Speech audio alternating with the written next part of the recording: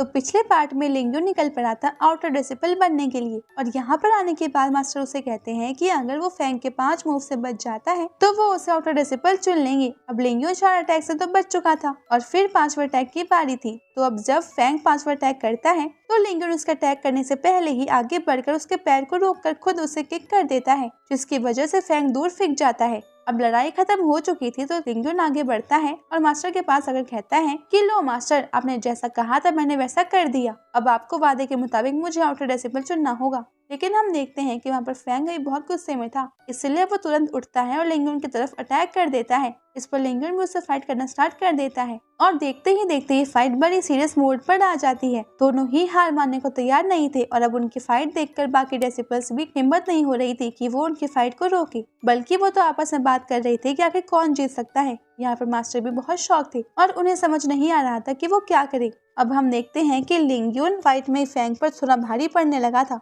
वो फैंग को किक करता है, जिसकी वजह से फैंग दूर फेंककर एक टेबल से टकरा जाता है। अब हम देखते हैं कि फैंग खड़ा होता है और तुरंत उस टेबल को उठाकर लिंगयून की तरफ फेंक देता है, लेकिन अब लिंगयून भी उसे डोज कर उससे बच जाता है और उसके बाद अब फैंग वहां से भागते हुए अपनी ईगल फिस्ट का इस्तेमाल करता है और अब वो यहाँ लिंगयून की तरफ उस पर हमला करने के लिए आगे बढ़ रहा था। तभी यहाँ पर लिंगयून भी अपने टाइगर फिस्ट टेक्निक का पहली बार इस्तेमाल करता है, जिसके बाद हम देखते हैं कि वहाँ पर बहुत तेज एनर्जी फैलने लगी है। ये एनर्जी चारों तरफ फैल रही थी। अब बाकी सभी इसे देखकर बहुत ज्यादा शॉक थे। अब हम देखते हैं कि भले ही लिंगयून इस टाइगर फिस्ट का इस्तेमाल पहली बार किया हो, लेकिन फिर भी वो फैंग के अटैक से बहुत ज्यादा ताकतवर था। इसी कारण से अब फैंग नीचे गिर जाता है और हम देखते हैं कि उसे बहुत ही ज्यादा चोट भी आई थी, यहाँ तक कि अब वो खड़ा भी नहीं हो पा रहा था।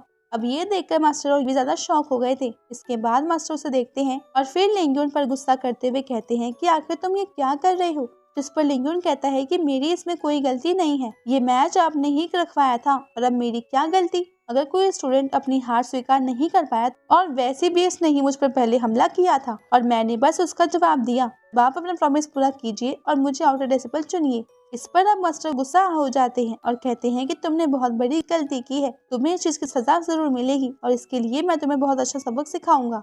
और अब इतना कहकर वो लिंगयून की तरफ अटैक कर रहे थे, लेकिन तभी उन्हें कोई रोक देता है। अब हम देखते हैं कि वहाँ पर उस जगह यंग पेट्रियार्च यानी कि यंग मास्टर आ चुके थे और अब उन्हें देखकर सभी स्टूडेंट्स प्रणाम करते हैं, यहाँ तक कि वो मास्टर भी उन्हें प्रणाम कर रहे थे। और इसके बाद अब यंग मास्टर इन मास्टर से कहते हैं कि आप इस स्टूडेंट को बार बार प्रॉब्लम में क्यों डाल रहे हो, जैसा आपने कहा था उसने वो पूरा किया, तो अब आप भी अपना प्रॉमिस पूरा कीजिए ना। तो इसके बाद अब मास्टर भी उनकी बात मान लेते हैं और हाँ करते हैं और फिर अब यंग मास्टर लिंगयून से कहते हैं कि देखो, मैंने तुम्हारी पावर देखी, तुमने अच्छी फाइट की थी, लेकिन तुम खुद से कमजोर का ध्यान रखा करो। अगर कोई कमजोरी व्यक्ति तुमसे लड़ रहा है तो तुम्हें इस चीज का हमेशा ध्यान रखना होगा कि उसे उसी के लेवल से हराओ, ना कि अपना लेवल या फिर अपनी पावर दिखाकर। इस पर अब लिंगयून भी हाँ करता है और साथ ही वो यंग मास्टर लिंगयून से ये भी कहते हैं कि अब तुम अलग तरीके की ट्रेनिंग करोगे, जो कि स्वॉर्ड ट्रेनिंग होने वाली है, इसलिए तुम्हें थोड़ा देखकर प्रैक्टिस करनी होगी, क्योंकि स्वॉर्ड टेक्निक्स कल्टीवेशन टेक्निक से थोड़ी अलग होती है। इसके बाद अब लिंगयून हाँ करता है और वो मास्टर और लिंगयून वहाँ से चले जाते हैं। दरअसल वो मास्टर अभी लिंगयून को गोंग मेथड चुनने के लिए ले जा रहे थे। गोंग मेथड वो मेथड होती है जो कि आउटर डिसिपल खुद अपने लिए चुनता है। इसमें कोई भी खास बुक को चुनना रहता है, जिसमें जो भी टेक्निक लिखी होती है उसे वो सिखाई जाती है और समझाई जाती है। अब ये लोग उस जगह पर पहुंचते हैं और ये मास्टर लिंगयून को सभी बुकों के सामने खड़ा कर कहते हैं कि लो, सारी बुकें तुम्हारे सामने रखी हैं, तो तुम्हें इनमें से जो भी पसंद आए उस बुक को तुम चुन सकते हो और तुम कोई भी बुक आराम से डिसाइड कर लो जब तक मैं यहीं पे खड़ा हुआ हूँ। इसके बाद अब लिंगयून सभी बुक को चेक करने लगता है। वो हर किसी के नाम पढ़ रहा था। वो देखता है कि कुछ बुक कल्टीवेशन के बारे में है, तो कुछ मार्शल आर्ट के बारे में और कुछ बाकी थोड़े से अलग है। तो अब वो एक बुक को चुनता है और वो एक मार्शल आर्ट से रिलेटेड जो कुंग फू की बुक थी। इसके बाद अब वो उस बुक को लाकर मास्टर को दे देता है। अब मास्टर उस बुक को देखते हैं और थोड़ा सा हंसने लगते हैं। इस पर लिंकन उनसे पूछता है कि क्या हुआ मास्टर, आप हंस क्यों रहे हो? तो वो कहते हैं कि कुछ भी नहीं, तुमने अच्छी बुक चुनी है। और फिर इसके बाद अब वो कहते हैं कि तुमने मार्शल आर्ट की टेक्निक्स को चुना है, तो उसके हिसाब से तुम यहाँ से कोई दूसरी टेक्निक ले सकते हो। अब मास्टर ने दूसरे शेल्फ की तरफ इशारा किया था, तो लिंगयून अब दूसरे शेल्फ में वहाँ की चीजें देखने लग जाता है। वैसे वहाँ पर बहुत ज्यादा बुक्स और स्क्रोल्स रखे हुए थे, जो कि चेक करने में टाइम लगता, इसलिए मास्टर अभी वहीं पर बैठ कर इंतजार करते और लिंगयून से कहते हैं कि तुम आराम से डिसाइड कर लो कि तुम्हें कौन सी बुक चाहिए, जब तक मैं भी यहाँ पर आराम कर लेता हूँ।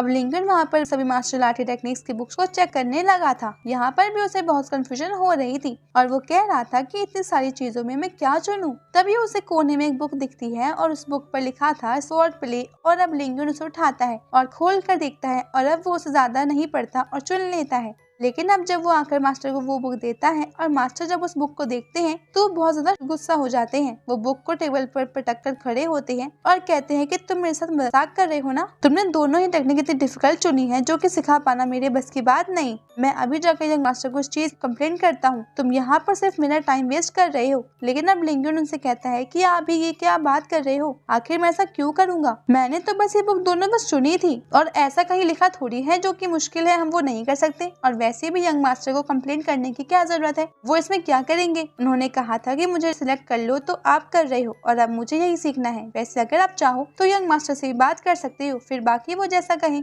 अब जब वो मास्टर ये सुनते हैं कि यंग मास्टर इसमें बीच में आएंगे तो उन्हें थोड़ा डर लगता है क्योंकि वो यंग मास्टर से थोड़ा डरते हैं। तो अब वो कहते हैं कि ठीक है, अब तुमने इसे चुन ही लिया है तो अब मैं नहीं जानता, अगर फिर तुम्हें बाद में इसे ना कर पाए तो मुझे आकर मत कहना। तो इस पर लिंकन हाँ करता है और फिर वो मास्टर कहते हैं कि ठीक है, तो अब तुम्हारे लिए तलवार चुनते हैं। अब जाते जाते लिंकन उनसे पूछता है कि आप यंग मास्टर से इतना डरते क्यों हो। तो इस पर मास्टर कहते हैं कि मैं उनसे डरता नहीं बल्कि उनकी रिस्पेक्ट करता हूँ। अब उस जगह पर आने के बाद हम देखते हैं कि यहाँ पर बहुत सारी तलवारें रखी हुई थी और आते ही मास्टर सबसे ऊपर रखी एक तलवार को उठा लेते हैं और लिंकन को दे देते हैं। अब लिंकन जैसे ही अपने हाथों में लेता है तो उसकी ब्लैक टूट कर नीचे गिर जाती है और ये देखकर मास्टर थोड़ा शर्मिंदा होते हैं क्योंकि उन्हें लगता है इतने टाइम से यहाँ पर पड़ी होने के कारण शायद ये तलवारें कमजोर हो गई हैं। तो इसके बाद अब वो दूसरी तलवार निकाल कर लिंकन को दे देते हैं। लेकिन अब जैसे ही लिंकन उसकी ब्लेड पर हाथ फेरता है तो इस तलवार की ब्लेड टूट कर नीचे गिर जाती है। इसके बाद एक और तलवार टूटती है और फिर सेम उसी तरह एक और। अब ये देखकर मास्टर थोड़े शॉक थे। वो लिंकन से कहते हैं कि तुम फिर से मजाक कर रहे हो ना, तुम ये अपना मजाक कब खत्म करोगे, तुम कौन सी टेक्निक का यूज कर रहे हो। इस पर लिंकन कहता है कि ऐसी कोई टेक्निक थोड़ी ना होती है और अगर होती भी होगी तो मेरे पास नहीं है और ये सब मैं थोड़ी कर रहा हूँ, मैं ऐसा करूंगा भी नहीं।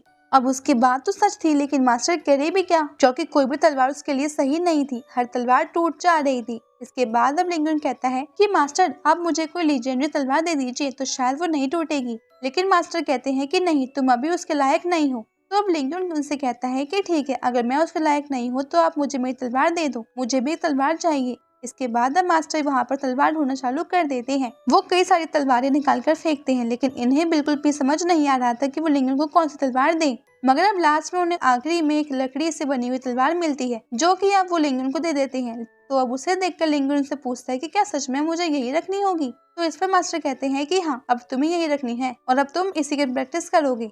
अब लिंकन वो तलवार लेकर वहाँ से निकल चुका था। रास्ते में वो ये मान लेता है कि शायद उसकी जर्नी इस तलवार के साथ लिखी है और अब वो उस तलवार से प्रार्थना करता है कि तुम अब मेरे साथ रहने वाली हो, इसलिए प्लीज मेरी रक्षा करना। अब चलते चलते हुए एक खाई के पास वो आ चुका था। यहाँ पर अचानक से उसे थोड़ी एनर्जी महसूस होती है और साथ ही उसे यहाँ पर खुली हवा भी लग रही थी। और इसके बाद वो अपने हाथ के पास देखता है कि किसी तरह की एनर्जी उसके हाथ के आसपास फॉर्म होने लगी थी। दरअसल ये विंड एनर्जी थी। और इसके बाद अब हमारा हीरो अपनी तलवार निकालकर उस विंड एनर्जी को कंट्रोल करने की प्रैक्टिस करता है और वो कुछ ही देर में उस टेक्निक को मास्टर कर लेता है। वैसे ये बहुत ही काम की टेक्निक है क्योंकि इससे वो दूर से ही अपनी तलवार की मदद से अटैक कर सकता था। साथ ही अब वो वहीं पर बैठकर उस गोंग मेथड की प्रैक्टिस भी वैसे बहुत ही जल्द अब उसने उस भी ब्रेक थ्रू कर लिया था और इसके बाद उसने वो मेथड को भी थोड़ा थोड़ा सीख लिया था। वैसे तो उसमें कई सारे चैप्टर हैं जो फर्स्ट चैप्टर में कन्फर्म हो चुका था और इससे उसकी पावर भी अब बढ़ चुकी थी। लेकिन अब जैसे ही वो खड़ा होता है तो उसे कुछ डेंस एनर्जी महसूस होती है जो कि बहते हुए कहीं जा रही थी।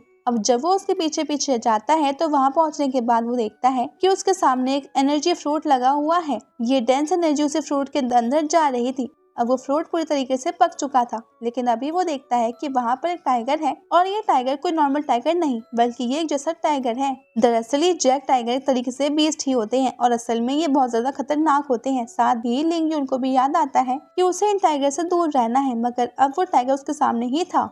लेकिन तभी वो टाइगर उस फ्रूट को भी खा लेता है जिसके बाद उसकी एनर्जी किसी टिमर की तरह बढ़ चुकी थी और अब वो बहुत खतरनाक भी हो चुका था। अब यहाँ पर हमारा हीरो को भाग जाना चाहिए लेकिन उसे मौका ही नहीं मिलता क्योंकि वो टाइगर तुरंत ही हमारे हीरो के ऊपर जंप कर देता है। मगर अब अचानक से ये पार्ट यहीं पे खत्म होता है। तो अगर आपको ये वीडियो पसंद आया हो प्लीज लाइक कर दीजिएगा। तो चलिए अब मिलते हैं आपसे अगले वीडियो में, तब तक के लिए बाय बाय, टेक केयर।